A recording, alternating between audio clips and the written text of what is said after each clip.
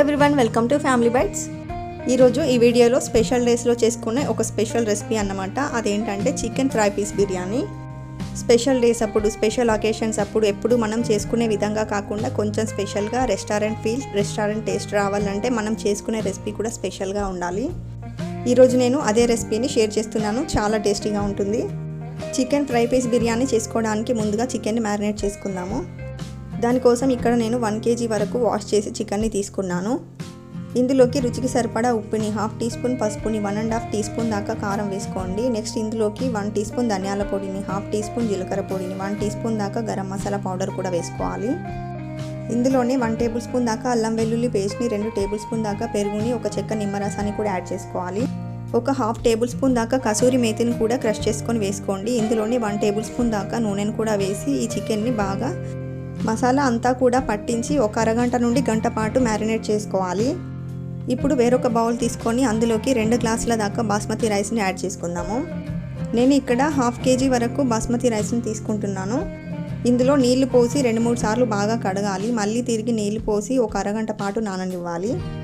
ఇప్పుడు chicken fry piece biryani కోసం special మసాలాని తయారు చేసుకోవాలి.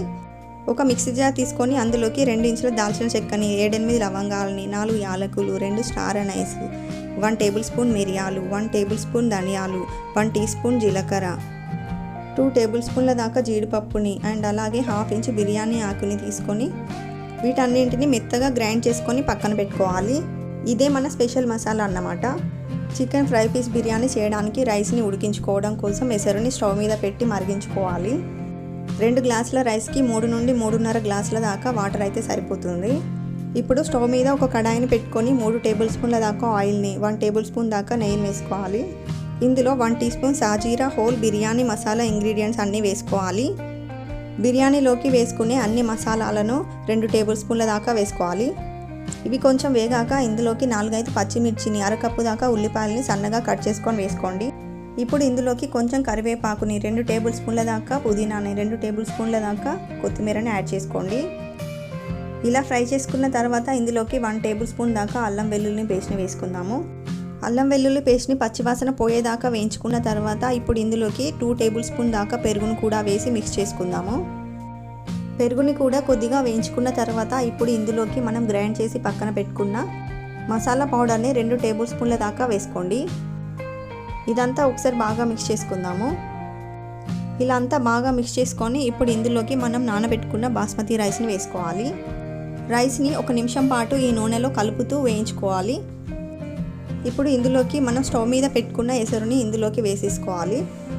ఇక్కడ మనం తీసుకునే బాస్మతి రైస్ క్వాంటిటీని బట్టి ఎసరు క్వాంటిటీని తీసుకోవాలి. ఇదంతా ఒకసారి బాగా మిక్స్ చేసుకొని సాల్ట్ని అడ్జస్ట్ చేసుకోవాలి. మంటని మీడియం టు హై ఫ్లేమ్లో పెట్టుకొని రైస్ని కుక్ చేసుకోవాలి. మనం రైస్ని నానబెట్టాం కాబట్టి రైస్ ఉడకడానికి పెద్దగా టైం ఏమీ పట్టదు.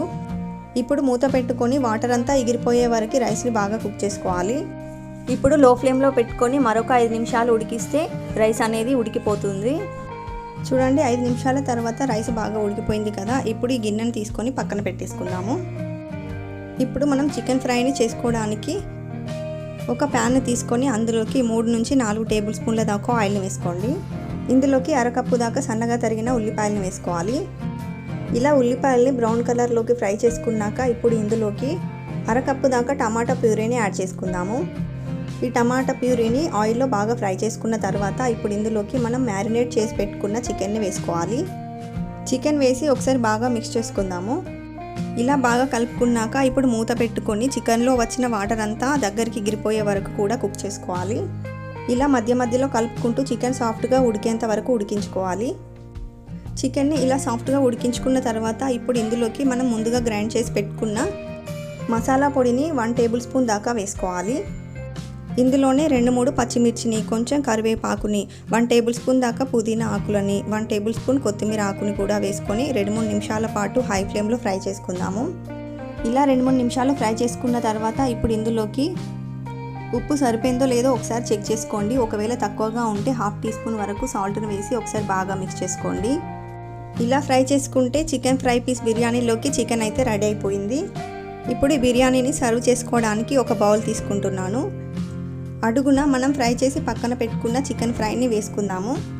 దానిపైన మనం ప్రిపేర్ చేసి పెట్టుకున్న ప్లేన్ బిర్యానీని కూడా వేసేసి ఇప్పుడు దీన్ని ఒకసారి ప్రెస్ చేసుకోవాలి. ఇలా ప్రెస్ చేసి ప్లేట్లోకి సర్వ్ చేసేటప్పుడు ఉల్టా చేస్తే అడుగున బిర్యానీ పైన చికెన్ పీసెస్ వచ్చేస్తాయన్నమాట. ఇలా సర్వ్ చేసుకుంటే సూపర్ టేస్టీ ఎమ్మీగా ఉండే hotel style special chicken fry piece biryani ready అయిపోతుంది. చాలా టేస్టీగా ఉంటుంది. నెక్స్ట్ టైం చికెన్తో ఇలా ఒకసారి ట్రై చేసి చూడండి. ఈ tasty chicken fry piece biryani మీకు నచ్చినట్లయితే లైక్ చేయండి, షేర్ చేయండి. మరిన్ని టేస్టీ రెసిపీస్ కోసం ఛానల్ని సబ్స్క్రైబ్ చేసుకోండి. Thank you for watching.